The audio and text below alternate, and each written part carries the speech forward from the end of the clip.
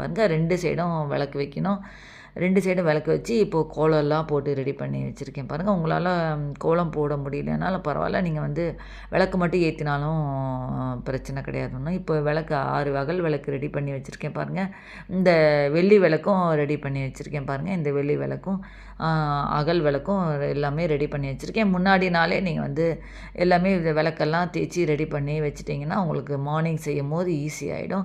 இப்போ பார்த்திங்கன்னா இது பூ வந்து கிடச்சிது. சாமந்தி பூ தான் இப்போது எல்லாம் சாமிக்கு வைக்கிறதுக்கு ரெடி பண்ணி எடுத்து வச்சுருக்கேன் தட்டில்.